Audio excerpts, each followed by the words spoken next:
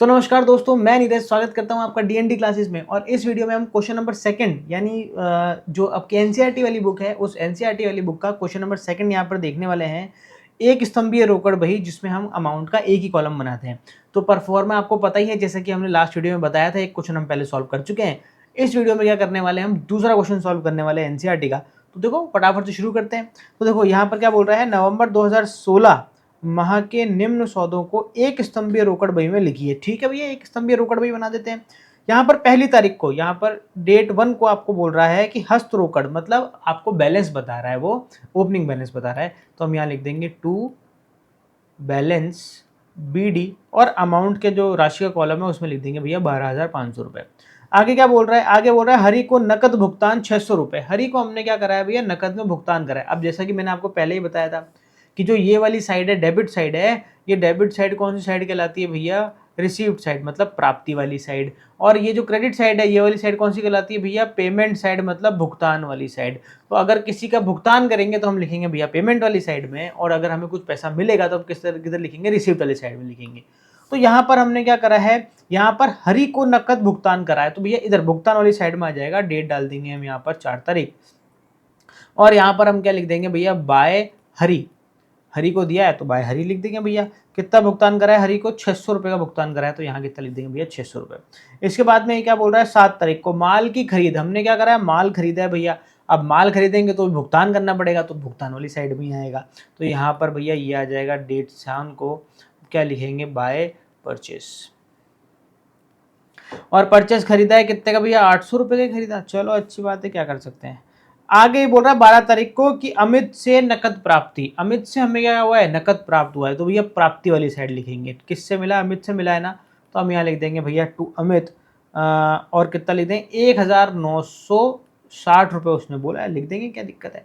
12 तारीख को हो रहा है। इसके बाद में आगे बढ़ते हैं, 16 तारीख को माल की नकद बिक्री। हमने क्या करा, माल बेच दिया। तो माल बेचने से भी हमें धन की क्या होती है, प्राप्ति होती है। पैसा क्या होता है, रिसीव होता है। इसलिए रिसीव साइड में लिखेंगे यहाँ पर किस तारीख है, 16 तारीख है, और बेच के मिला है तो हम यहाँ लिख देंगे भैया टू सेल्स। और यहाँ पर माल की बिक्री कितनी करी, हमने 800 रुपये की करी। इसके बाद में आगे हम देखते हैं भैया 20 तारीख को। 20 तारीख को क्या बोल रहा है, मनीष को भुगतान करा। मनीष को भुगतान करा, भुगतान वाली साइड में लिख देंगे, क्या दिक्कत है, बिल्कुल सिंपल है। यहाँ पर हम क्या कर देंगे भैया, बाय, यहाँ पर किसको भुगतान करा आपने, मनीष को, तो यहाँ पर आ जाएगा मनीष।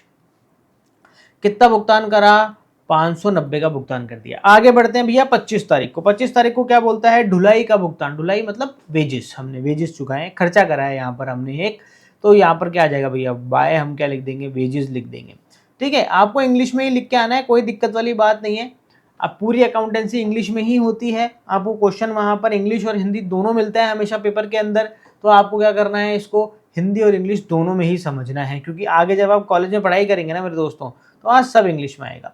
एक आगे देखो ट्रांजेक्शन, एक 31 तारीख को और बच रहा है। 31 तारीख को बोल रहा है वेतन का भुगतान, यानी हमने क्या दिया भी, सैलरी दी है।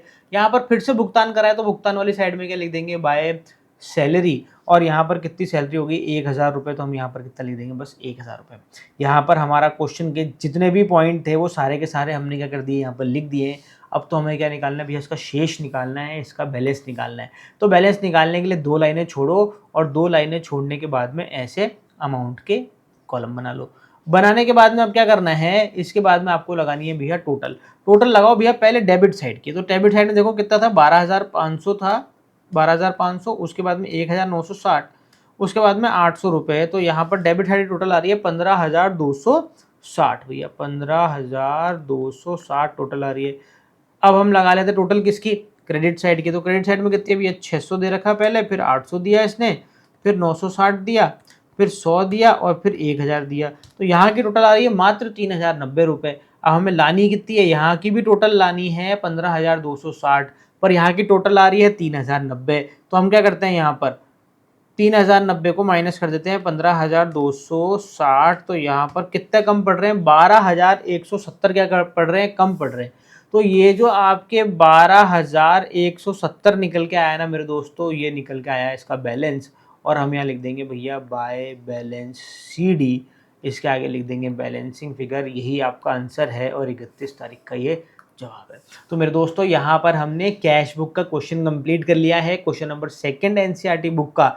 और यहाँ पर जो हमने क्वेश्चन करा है वो एक स्तंभीय रोकड़ बही का क्वेश्चन करा है। अब जो हमारा दूसरा वीडियो आने वाला है इसके ठीक बाद में, वो दूसरा जो वीडियो आएगा उसमें हम द्विस्तंभीय रोकड़ बही करेंगे। देखिएगा जरूर, द्विस्तंभीय रोकड़ बही बहुत इंपॉर्टेंट है, क्योंकि जो एग्जाम में सवाल आएगा आपका वो उसके बहुत ज़्यादा चांसेस है कि वो द्विस्तंभीय रोकड़ बही से आए। तो फिर मिलते हैं नेक्स्ट वीडियो के अंदर, जब तक के लिए मस्त रहें, स्वस्थ रहें, खाते पीते रहें। जय हिंद।